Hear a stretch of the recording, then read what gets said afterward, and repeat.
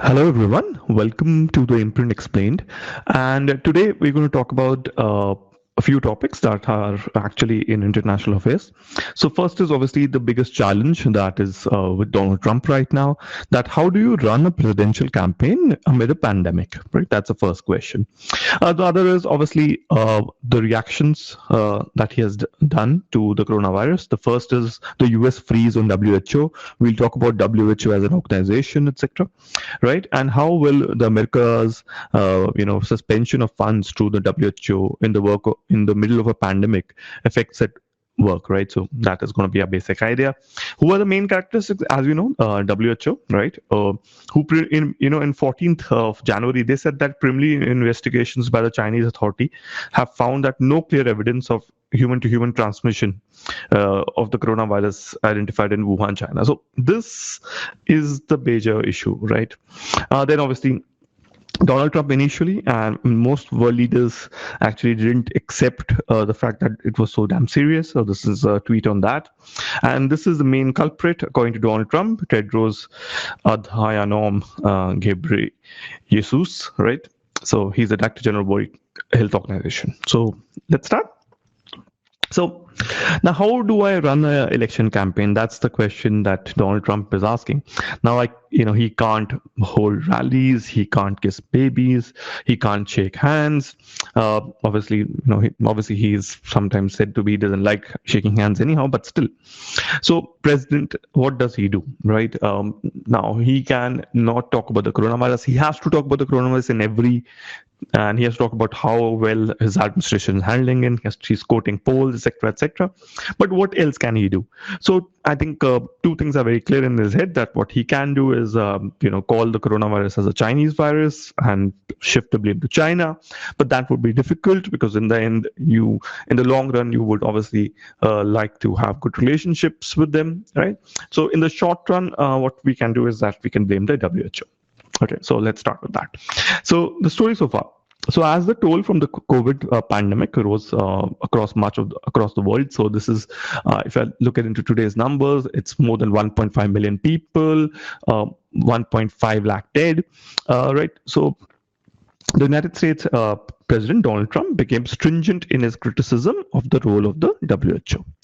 And on 7th April, Trump tweeted that WHO really blew it, and it was the organization was very China-centric, right? And that's been his standard concept that whenever he finds that somebody else is also having a fair share in running the organization, he says it's China-centric, right?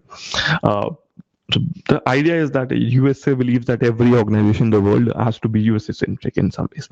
So then after that, on the next Tuesday, he said that he was halting funding to the WHO pending a review. And he accused WHO of mismanaging the COVID crisis and said it had failed to vet information and share it in a timely and transparent manner. Right. So that is his view. So he also told, I'm directing my administration to halt funding while a review is conducted to assess WHO's role in severely mismanaging and covering up the spread of the virus, right? As if the WHO can cover up such a huge thing. But anyhow, it's the easiest scapegoat, right? So remember, when there is a pandemic, people will find scapegoats. It can be religion in India, it can be other places, WHO. So, when and why was WHO set up? It is important to understand the context in which WHO functions to understand the current situation around such funding. So, who is a UN agency? It was headquartered is still headquartered in Geneva in 1948. Was founded to coordinate and direct the UN Global Health Fund, and it really does a really good job in polio, etc. It has no authority over its 194 members. It's obviously it depends on the members' contribution to carry out its work, and it's not immune to political motivations and an inertia that often comes with large bureaucracy.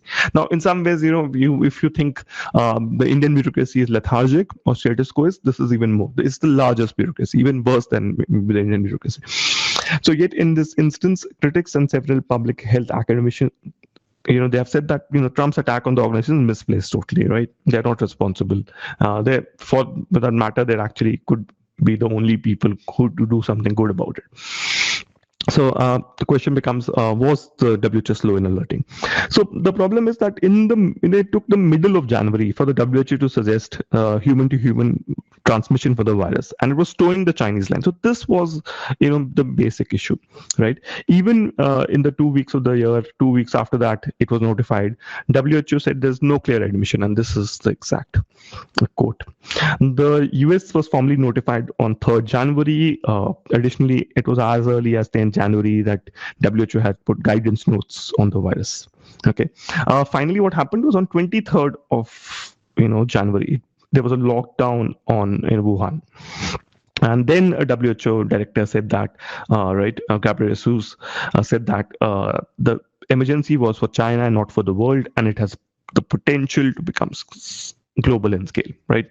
So that was the basic idea. But still, even when WHO was saying that, look at what Donald Trump said. He said 37,000 people died from the common flu. It averages between 27,000 to 70,000, right? That thing is shut. Life goes on. So there's only 546 confirmed cases of coronavirus. Now, there are more than a lakh. There were 22 deaths. So think about that. He says that it's not that serious. So this is Donald Trump not being serious about it. All right, but remember, now I think both Donald Trump and Xi Jinping, right? They both are actually looking like this. So this is Xi Jinping and this is Donald Trump, and they're accusing each other of spreading coronavirus. So USA said that coronavirus might be genetically created by Chinese.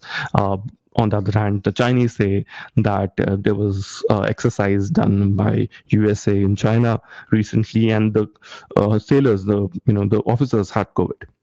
So it was just basically one person saying that you are responsible. Okay. Now the thing is that in some ways pandemics are not human beings can blame each other, but at the end of the day it is the coronavirus which is responsible, and our immunity which is responsible for it to be a virus. But okay, so look at what happened in 27th of Jan and 31st. So Donald Trump at that time was very being nice to China. He says we have good communication, very few cases, we are offering our help, right? And he's saying that this is going to be handled. Then this is on 16th of March. It says United States, right, will be powerfully supporting industries, airlines who have been affected by the Chinese virus. Now, things have changed altogether, right?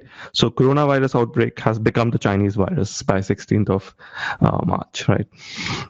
Okay, as I said, the real problem was that WHO took a lot of time to declare it a global emergency, right? And even on 25th of February, Trump was tweeting that coronavirus was very much under control and was not revealing to have a lockdown.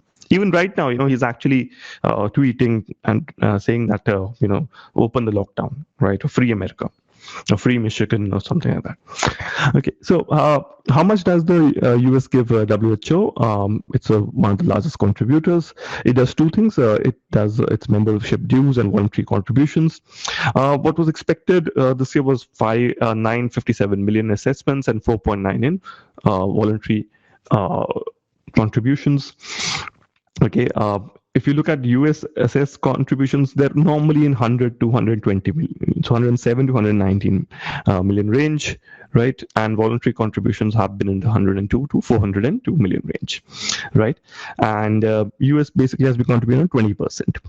Okay, so 20%, that is its figure, right? So not that great, but major share, if you look at it, what would be affected? Polio eradication would be affected, 158 million went there. Essential human health and health services, right, 100 million there. Vaccine preventable disease, 44 million. If you think about that, the CDC, that has a larger budget than the WHO, right? So, WHO anyhow is not large enough, right, to really solve the problem. And America anyhow has the CDC, so that is what America is thinking, right? For the rest of the world, obviously, it's going to be a problem. So what does the WHO think, right? How will it affect US stance? So a funding freeze is likely to affect WHO functioning at least for a short while, right? But the impact what would it be long or not? We don't know. Additionally, it would be unclear if Trump has the authority to withhold funding which has been already been committed. Right? Congressional Democrat says that he doesn't have the authority and is criticizing. Right? WHO is only a way of deflecting the criticism that he has. Right? While handling the crisis. Okay. As we know, 7 lakh known cases of COVID and over 35,000 deaths. And this is increasing day by day, more than a million maybe soon. So Dr. Tedros has asked countries to stop politicizing the virus, stop calling it the Chinese virus or something like that. He says WHO regrets the US decision as reviewing the impact of American funds. He says we will work with other partners and we will obviously hope that the work will continue uninterrupted. Okay, so remember, we are in a pandemic. There's no point in blaming anybody, whether based on religion lines. If even some community, some area, some place is being affected by coronavirus, it's just a matter of time that you'll also get hit. Okay, it is not something that you can actually run away from, or a lockdown can slow it down, but at the end of the day you might have to face it as well. Okay, so it's better to obviously focus on what you can do, help out people who are in recovery, help out people who are suffering, right? And be kind at the end of the day. Thank you for listening. Do subscribe and like our channel. Join our Telegram group for the PDF of this video. Do subscribe to our channel. Thank you so much.